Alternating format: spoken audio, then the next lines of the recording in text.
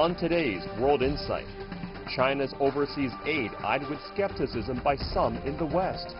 We speak to a CPPCC member on how China can navigate its global outreach. China has to do its own thing well, and then it tries to help others in order to live up to its own international responsibilities. And China and Africa have been supporting each other in the fight against COVID-19. Are talent exchanges becoming the bridge for robust bilateral ties? My exclusive with a group of young African volunteers at the CPAFFC.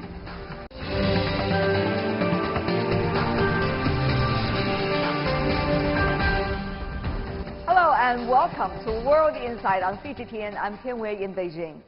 This week, the country will hold one of its biggest political gatherings in Beijing, the annual two sessions. An array of issues are on the agenda, including China-U.S. relations in the post-COVID-19 world, and how can the two countries cooperate? To discuss all of these topics, I talked to Professor Jia Qingguo, member of the Standing Committee of CPPCC, professor from Peking University. Let's listen to his insights. I want to ask you about the phrase you recently wrote about, responsible power, and you argue that China has been one since the start of the epidemic. Tell me more as to why you say so. China has to do its own things well, and then it tries to help others in order to live up to its own international responsibilities. So within a few months, China managed to contain the virus. The total number of infection people and also deaths are low by comparison to other countries. China began to help others, and China delivered many tons of medical supplies to other countries, especially to the developing countries. China also sent a lot of medical teams to other countries to help and also to share China's experience in managing the COVID-19 crisis. So in general, I think China has tried to be a responsible power, especially in its effort to contain the COVID-19 crisis and also in helping others to the COVID-19 virus. Professor Jia, what do you make of the 5 points provided and announced by the Chinese President Xi Jinping during the just concluded World Health Assembly, talking about a vaccine, talking about $2 billion aid to developing countries, talking about helping African hospitals, and talking about the future of cooperating with international communities. Some have been, talking about it as if it was China's smart campaign, diplomatic campaign. How do you look at that? President Xi's speech at the conference also show that despite all kinds of speculations, suspicions on the part of some people in the world, China will do what it believes to be the right thing to do. That is to do a good job at home and also to help others at the same time. It's easy to question others' motivations, but what's most important is what others' actions. Okay? China will use its own actions to show to the world that it's responsible, it's sincere, and wants to help. Professor Jia, we have seen a quote-unquote smear campaign. You also mentioned that recently in an article you wrote about the recent interactions between China and the West, particularly China and the United States. Some have been trying to talk little of whatever China is trying to do to help others and to assist the WHO. What do you make of the nature of these kinds of smear campaign? Should China care about it? Should the rest of the world care about what those people have always been saying and saying it all the time without really doing anything? Well, every country has some people who always look at the other countries in a suspicious and maybe from a very negative perspective. It's natural. The virus, the crisis, has caused a lot of sufferings and deaths in those countries. And they are frustrated, they're angry, and some of them are desperate. So they're in an emotional mode. They want to criticize someone. That's one reason. Another reason is some governments, especially the Western government, have not been doing a good job in terms of containing the virus. A lot of people got affected. A lot of people died. And the governments there, instead of criticizing itself for hesitation and making the wrong decisions, they shift the blame to other countries. And China happens to be the target. And also there are people within these countries who take an ideological perspective of China. They're worried that China, which has a political system of a different kind, will have a sort of a moral advantage or political advantage in the world. So there are all kinds of reasons for the suspicion and criticisms of China. Of course, China has its own share of the problems. During the initial phase of the crisis, China, like other countries, was confused about the new virus. We did not know much about the virus, and we had hesitated. We were confused. We delayed some time. As soon as Chinese government realized that it's a serious problem, took drastic actions very quickly and very effectively contained the virus. This is one of the focal points for people to criticize China with. I should say it's not fair. It's a real problem, but it's not fair to exaggerate the problem. As we have seen, some powers in the world have been trying to withdrawing itself from the international stage by not contributing much and talking about their country first. And therefore, what does that mean for a country like China, which is a rising power? If you take too many actions, being proactive, others would accuse you of trying to rise and overshadow the incumbent power. However, if you don't, certainly that's not the way to go, because every country has responsibility to support the international mechanism and also to make its own economy, its own society better. So, Professor Jia, once again, how much should China care about, all of these rhetorics? Well, I think China should care, but should not care that much. It should care because, China is not ready to do a lot of things in a new position of power. Okay? So China has a lot to learn. China makes mistakes. China may not do things as well as it should do. So China should care about those criticisms, to use them to reflect and to do better. But at the same time, China should not care too much because many of the criticisms are not correct or are not accurate, are not objective, are biased.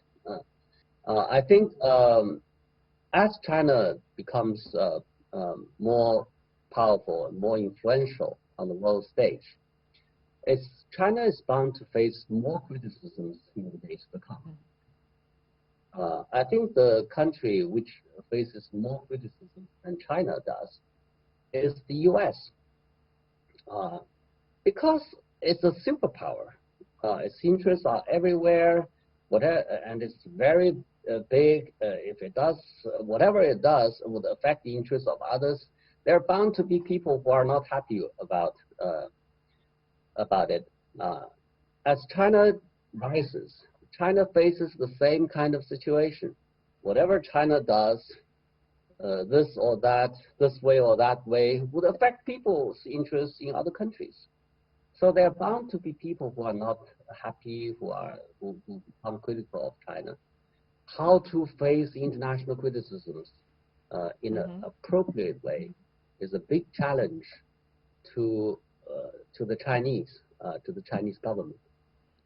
Yeah, I guess it's a learning curve in a way, Professor Jia, isn't it? Having said that, though, it has a lot to do with the relations between China and the United States. Professor Jia, you've been working on research about that important bilateral relations for decades. So could you help us to understand how do you see that in the so-called post-COVID-19 period, at least this round of COVID-19? Well, the situation has been deteriorating over time in recent years, and it's likely to have more problems in the days to come. It's unfortunate that the two countries cannot work together as well as they should when they face the common enemy, the COVID-19 virus. Okay? I think at the moment, probably both countries, especially China, should be patient and should not react to the so-called U.S. provocations that much. Probably China should just focus on doing its own things well and doing what is right overseas, regardless of the U.S. reactions. Yeah. We have seen the two parties making China the topic of the election. Apparently, it has become a football in a way that has been kicked around, the issue about China, related to China. First of all, I think there has been a consensus, political consensus in Washington to be tough on China for all kinds of reasons. You have people of very different kind sharing the same consensus to be tough on China. Okay. And secondly, increasingly, both the Chinese people and the American people think of the other country as the country of another kind, of a different kind. So this is a period of emotions, and if the relationship is not handled well, we may end up in a confrontation very quickly. Okay. So we have to handle the relationship very carefully now. The administration came down on the opposition party candidate to accuse the opposition party candidate to be too soft on China.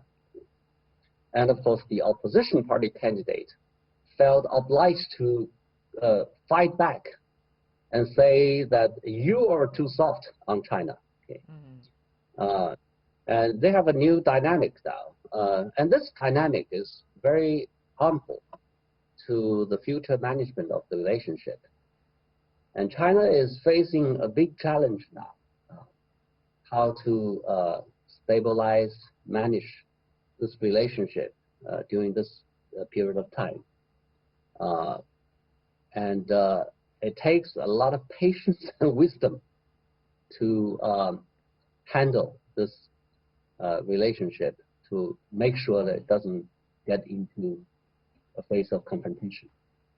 It takes two to tango. If one is not reasonable, at least in the other's eyes, lack of facts, and more of a rhetorics, what can the other party do? What is the ultimate wisdom, if we could fall on China's history, can we rely on, Professor Jia? So when the U.S., the current administration especially, is very proactive. It's very uncertain. It's not very much responsible and pragmatic. What China can do is not to take on the fights. Okay? Well, it will defend its principles. It will defend its sovereign rights. It will not give in on any of the violations, attacks.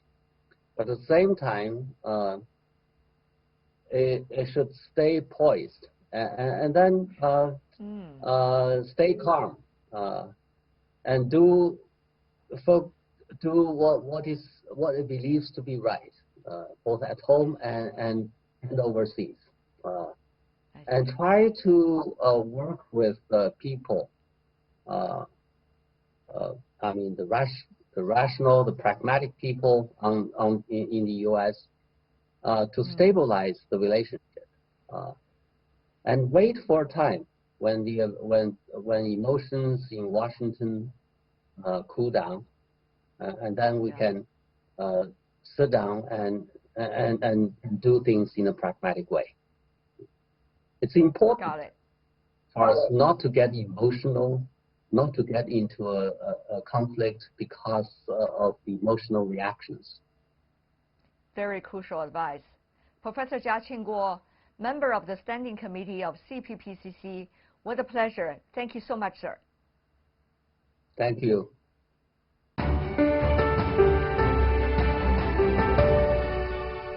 You're watching World Insight, still to come on our program. As the world scrambles to fight COVID-19, China has been stepping up its support for African countries. Our talent exchange is becoming the bridge of robust bilateral ties and cooperation against COVID-19. My exclusive interview with a group of young African volunteers in China. A heavy task in the most unusual year, a crucial meeting with a big message.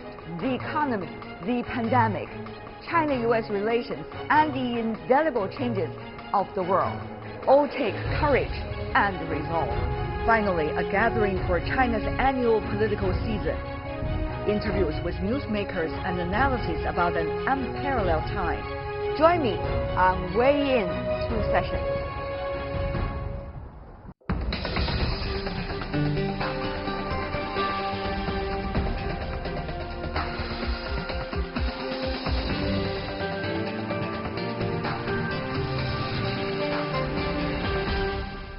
Welcome back. You're watching World Insight. I'm Tian Wei.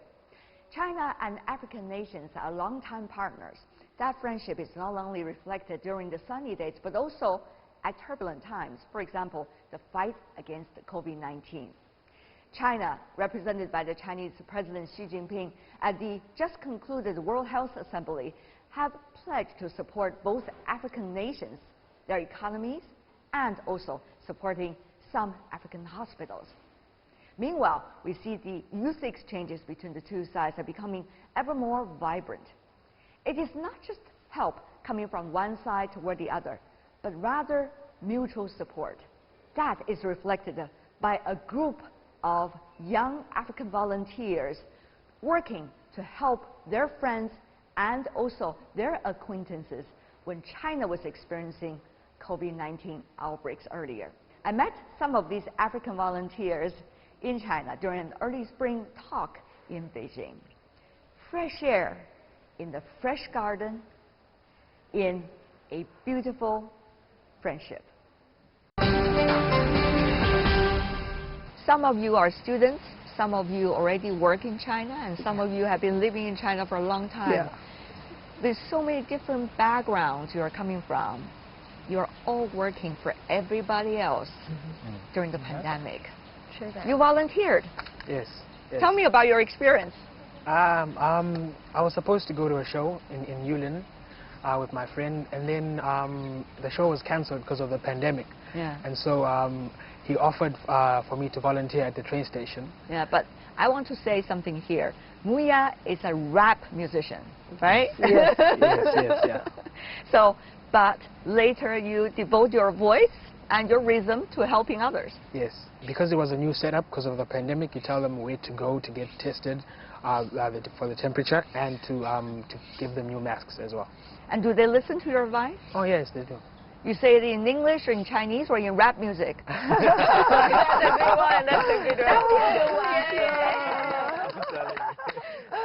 So you are also volunteering. Yes, so I volunteered as a doctor at the Wenzhou-Nan Expressway in Wenzhou. Yeah, so basically our job was to take temperatures, and I think like everybody else, we have the same story, that we were wearing protective gears, and then but people would actually see that we are foreigners, and when they would lower their window, they would be like, oh, she's not Chinese, you know. And then but the questions that will follow through, they will be like, oh, okay, I'm comfortable with her. But we really had to go very quickly, I think, because per day we had around 6,000 cars to check. Oh my God. And at the beginning, Wenzhou was not on a lockdown, so everybody could come in and leave, so we were very busy. So it's like a drive-in test. Yeah. It was like a drive-in, but it was like the expressway, the toll gates. But after lockdown was initiated in Wenzhou, then it was very relaxed and everything, although we were on higher alert. Really medical professional, but on the streets, you know, trying to direct the traffic and tell people what to do. It's a very different job, right? I think for me, in the beginning, it took me a long time to get in that role, but I think I had good role models there. I always say, whenever someone asks me, like, how did you integrate so well? I told them that the nurses, the doctors, the policemen, even the normal people, you know, like the normal running who were working there, I never felt the difference. And at the end, when I left there, I think I had family. It was not even friends or colleagues. It was family. It was just purely family. Absolutely, particularly at the difficult times. Yeah. The friendship really bound. Oh, right? I swear. And there were so many little things that these people would do, you know. For example, I'm Muslim, so I would not eat pork, or I would not eat like especially food-wise, they would be really so cautious. Oh, please don't give her that. She doesn't eat that. Or, oh, are you tired? Maybe you can take a break and we'll take over. You know, there's little things that really made me feel like I'm part of a family. It's also because you have yourself a tender heart. When Thank people you. do that, you will feel it. And Yeah, you have the same warmth for them too. Yeah, so I guess that's how it works. Thank you. And what about for you, Eric? Okay, I'm also a volunteer. In the early stages, I was actually volunteering at the railway station, just like Munya. And we then stopped. Do you do rap too? No, I like don't do rap. No, okay. Because it was the how do you call it, the Spring Festival, right? So a lot of people were going back to their home cities. So we were helping them to lift up their baggages and stuff. And on 21st of January, we were then asked to stop because we were asked to go back for quarantine in the lockdown. And then the medium stage, that's when I started helping out, like trying to develop awareness to students, raising awareness. I wrote articles, like 4 articles, and also I wrote a letter to the police and the doctors, nurses, appreciating their efforts. In the medium stage, try to encourage the morale in a way. Huh? Yes. So even now in our school, we also composed a song. Although I'm not a singer, I just managed to organize several students. We composed a very, very nice song by the name We Are Together, showing our love for those who are working in the front line of the battle against the COVID-19. Ich weiß, gerade sind harte Zeiten, aber wir stehen das gemeinsam durch. Und gemeinsam feiern wir, wenn das alles vorbei ist. You wrote the song? I was just a director. You were the director? Yeah, okay. I was just That's from you. That's an interesting job. I was Okay. just a director, so I directed the song and it was very nice. Hey, how are you? I know this day's been so hard. You worry about those overwhelmed heart. Hey, tovali nayo, ozali yo mon côté. Quand il plaît, quoi, et cherche l'arc-en-ciel.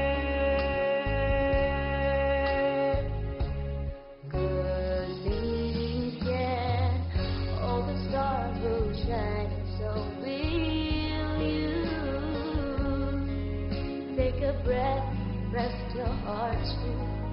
Take my hand, we'll just be beside me. So actually, this period of pandemic has brought to you a totally different experience in a way, right? Yes. Something very different from your earlier part of life when you were in China, right? Yes.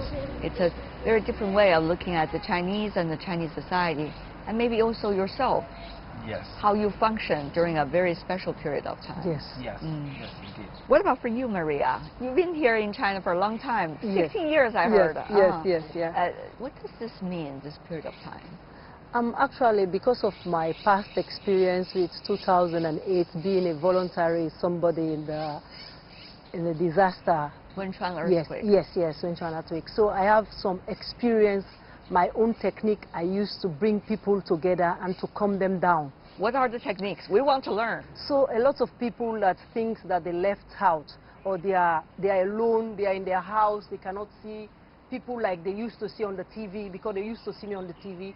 So they saw me like being like somebody voluntary down, checking their temperature, bringing their food to their door, and sing for them. When I arrive in their door, I will stand there and sing for them. Wow. There's an English song that says, "This is the way we wash our hands, wash our hands, wash our hands. Ah, This is okay. the way we wash our hands when you come outside. This is the way we daiko chow, daiko chow, daiko chow." You want to use your advantage as a celebrity, Yeah. particularly as a foreigner in China, to make sure the locals also bear in mind some of the most important principles. Yes, yes. Do you yes. think that's successful practice? Yes, it's a good one because I try to bring different embassies too, ambassador's wife, because I am inside the Commonwealth Association. Immediately this happened, they know I am voluntary down in my area, so they ask me, what are we going to do because you know how to arrange everything. I said, first, I'm going to write a song, and we're going to do this song, and we're going to donate the money to Wuhan Hospital. Yeah. I designed a music, then I told all the ambassadors' wives, there are different countries, some of them are different countries, then I told them that we need to use African kids, writing to all the kids in China, or the old people, Jia Qingguo, you can do it. So different schools from different countries write and send their pictures and videos. Wonderful. So I edit those videos and put it together, and we donate like 200,000 to the Wuhan and hospital, all the ambassadors' wives. So yeah, and the song together packed, and we just show it on the I think it's China. I don't know if it's China Association or something like that. I took all the ambassadors' wives. They were scared to go out. I said we have to do it. We went and give those love, and people saw it. And they think they are not left out, even they are at home. They saw the videos, they saw the people downstairs helping them. So they think, this is a family job, we need each other. We always feel when we were quarantined, lonely and alone. But actually, once we extend our hand to the others really feel the warmth. out. Yeah, exactly, particularly that critical moment. What about for you, Brett? Yes, for me, being a doctor, you also want the best care for patients and you want things to go smoothly. But due to the sensitive nature of the virus, and because we don't know anything about it, it's a novel coronavirus, we don't know anything about it, we had to learn and also teach at the same time. So I was involved in my community at Wenzhou Medical University, the Chashan campus, and I was in charge of all the voluntary moments and capacity in that area. So that is involved of the daily temperature checking, the distribution of masks and PPE to our doctors on site, and we also treat any low-level cases that do not need to go to the hospital, so they might not go to a very infected area. So that they can stay within our area. We will have equipment and certain materials delivered to us, and we will help them. So you know how to say everything in Chinese for your area, right? Yes, yes, that's correct. amazing. Yes, I've been in China for 9 years now, so I love also the language and the culture. So speaking Chinese becomes a second nature because we are in the environment. Yes, so if I believe you cannot thrive in the environment if you do not absorb what is around you. So how about the kids when they were listening to your Chinese and they were looking at this quite handsome doctor, even with the masks? Yes. How did they react? It's not easy for them. It's really not easy because they're very scared. Usually when we treat the pediatric patients, we will hold them, we'll carry them. Sometimes I'll carry them on my back or something and play with them. But you cannot do that because we can't have physical contact. Yeah. So how do you do that? Everything is by speech. Everything is by speech or by song or by mime. Something to do to just uplift them, you know. What is the most magical way? I'm sure you have it. Yes. You just don't want to share with us yet. Actually, sometimes when you make a funny face or, you know, you open up your eyes or do something very funny for the kids, they'll start laughing. They love it. And then once you just open that door, the rest is much easier for you to do the rest of the test. So, yes, I think it's really important. We've learnt a lot. All of us being students and workers in China, when you asked the question before of, you know, has things changed? For me, it didn't change. It was just showing how great our system was in the beginning. Because I believe the way we handled the situation, especially in my city, I can speak about my city because we saw everything firsthand. And the way the people obey when we've given a rule is very important because this is a global issue, and if we do not obey the leader's advice, then it will all descend to chaos. How is this pandemic changing you? I mean, I feel this has changed me at least a little bit. I feel closer to China. In the beginning, I used to say, China is my home, China is my second home. You know, I always used to say that. But after the pandemic, I think I really just feel like this is my place, this is my home. I feel closer to the people. Like, I think we went through such a chaotic situation together. And when you go through that proportion of thing, I mean, automatically we all bond. Everybody will agree. You bond. I mean, the Sichuan earthquake for you, I mean, I think that was your first experience. And I think you automatically bond with the people. And when you come out of it, you really feel like you are just one, right? I mean, that's how I felt. Exactly. Fred? Yes, for me, I think how this whole pandemic has changed me, number one is gratitude. And I think a lot of people take things for granted, take things that, like today's beautiful weather or seeing these wonderful volunteers today. It's about appreciating the small moments in life that you have. And sometimes because of the fast-paced, you know, express way of life that we live these days, we don't have that time to, you know, press the brakes and introspect and say, wow, I'm really grateful that I've been through this and I'm still alive, I'm still healthy, and I can still help my people more. I have been here and I've seen how wonderful the Chinese people have really, you know, expressed love for one another and love for even us. We're not Chinese, but it's like we're adopted Chinese. I know, that's a good one. And I think it's so important for people around the world to know that don't point fingers at other people when you don't know the real situation. Maybe you've never even traveled to China before, and you're saying all of these harsh things. We've seen a lot of harsh news about a lot of people pointing a lot of fingers, and I think, as my colleagues have said, dissemination of true facts is so important, and being able to check, recheck, and even recheck again the facts before posting is so important. When we hear something, do we actually check, is it true or is it not? And if it's not, why am I saying it now? And so I think that's really important. So being grateful for where you are and being able to also share and collaborate with others. And because when we share information, we grow, we increase, we move together towards a better future for everyone. We've been a part of people who are making a solution, who are making innovative ideas to deal with new problems that have come up in this whole pandemic. You know, there's new industries that have been born, like online learning, like food delivery, that maybe China has been doing but other countries have not been doing. So we are kind of transporting the same model with our own characteristics and our own thinking and helping our families and our loved ones at home as well. Beautifully said. Maria, what about for you? What have you learned? Just like the first time I told you, the earthquake in Sichuan. I think Chinese people, I always say, when they ask me, anytime they interview me, what do you think? I say, Chinese people, their hearts are just one. All of this. Chinese are many. Why you said one? I said yes, because they came together. United. And unite together and fight the disease together. So they kill it together. They don't say because I'm from here, I'm from here. Even your foreigner in China that time, they all come together. They make sure this finished. So I just think this virus makes to think that we are one. We should think about each other. We should stop saying this is this, this is that. We should just think the world is one. We just have a short time to live and enjoy it and make good use of it and live as a family. I don't know about you, but I really feel out of these few months, I just don't want to waste a second. True. Right? Take It's like, every opportunity.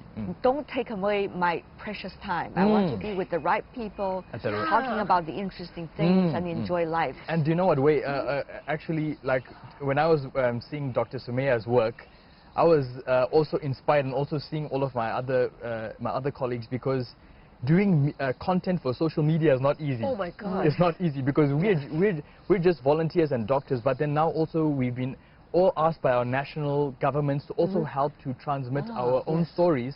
And now we had to learn how to be a vlogger. Oh my God, how to take videos. That was the hardest. How to do, it's not easy at all. It's really not easy. So we learned new skills. 宇宙自该和电火，沙尘刺绣和荒漠，无论怎地无虚无，自我最头脑无过。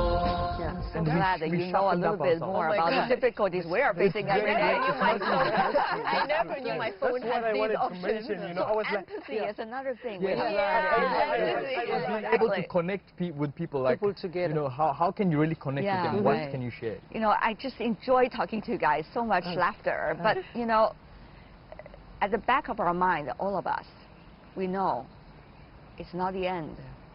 Actually, we're still in the very middle of it. It is going to African continent. The number is rising. So how can we help? We don't want to leave our brothers and sisters back on the continent, you know, suffering from the pandemic. We hope it can be controlled. So how can we help? I think this is a teamwork, just like we work in China as a team. It doesn't relax just the government to do everything. You too have to work with the government. That's really important point. You have to work with the government. The government are we are the government. So you have to come together as a team. Listen to the real media news as they told you to do. Especially the lockdown is very important. Maybe that's 1-2 weeks is very, very important, because it's a thing, it's a airborne. You just, anywhere you find people are together. And Africa, we are too close, like the markets, the hospitals, many people. As long as you work to the rules and regulation, then you will kill the sick. You will take it out of your continent. Is the China experience going to be of some help? Yes, I think so, because if you look at the model that we've created already. What is it? Our model already, for example, in our city of Wenzhou, city of 10 million people, already there are no cases again. 0 cases. And if we look at this, in China, it's not a relatively large city, but if you compare it to an African city, it's much bigger than most of the capitals of most countries. So we need to look at how we can effectively transplant that same model into our countries in Africa. And why should we do that? The first thing is, we understand that the different infrastructure and the economic stability of African nations and maybe our cities are not the same. So there must be a dedicated approach to deal with this. So it's not going to be copy and paste. It's not going to be copy and paste. It's going to be a sensitive approach, but most of the basics, as what Maria has explained, should be same for everyone. And again, obedience. If we are obedient, you will eat obedient to the right advice. Obedient. You have to be obedient to the right advice, that's correct. And if the government is getting the correct advice, which they are, then it's also an opportunity for the governments as well to show their governance, to show their diplomacy in helping the people, and with also using our, our models. So as we said before, if we have the scientific data, if we have the research behind it, if we have all of these teams working together and collaborating together and sharing more information together, then we will definitely have the victory. What about the other doctor? Okay, Eric, go ahead. Okay. So I was saying, like, I'm agreeing with what Maria and Brett were saying. And to add on top, I think the most fundamental thing that has to happen to be precise, in Africa, is much awareness has to be raised. You know, it's not everyone who is going to have that opportunity to browse from the official data sources. The internet. It's not everyone who has that opportunity to access the internet. So what should happen now is, like, besides the government, we as the people in the community, we have a role to play, right? Let's disseminate the information that we are getting from official sources to everyone. people might be there on those platforms like WhatsApp. Yeah, if you have groups, share the information there so that they can at least get it. I can give an example here. We have some flowers over here. If it was only one flower, maybe it's difficult for us to see there is such kind of nice vegetation, right? But you put a lot of them, now it will be attracting. So someone might ignore information posted by one person. But if you see it's flooding the whole social media platform, you're going to follow it. One flower is not the spring. Yeah. But when we have a lot of flowers, people know the spring has come and they know what spring is So, about. you are a writer. You are a writer. Okay, you're a writer. What about for you, Svaya? We need to sensitize the people before. I think the song should be people to people now. People to people, yeah. Because if I saw you don't put on your mask, you're coughing like this, I'll tell you, come on, don't cough close to me. Yeah, exactly. We remind each other, right? Yeah, remind each other. Very important. Yeah. I told them, I think that we cannot do anything alone. In this pandemic, I saw something said that together, it's the first time in history that together we fall. Something like, now we need to stand alone, but I think it's still not true. It's still something that we need to stick together. Not in the literal sense of the word, but we really need to stick to each other in every other sense of the word, except physically. So if everyone can get out of the comfort zone, we use our skills, we use our expertise to help in the fight against the COVID-19. I think it will be a guaranteed win. I want to high five with every one of you.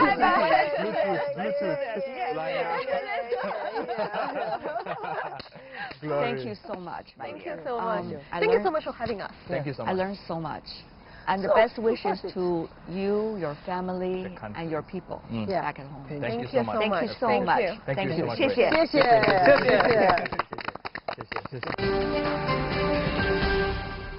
A wonderful conversation, as you can see. Beautiful group of African volunteers helping their Chinese friends during the fight against COVID-19.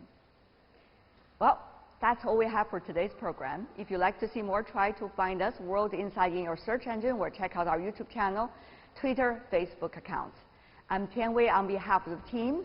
See you tomorrow when we are going to begin our coverage of the 2 sessions, the political season in China. Bye for now.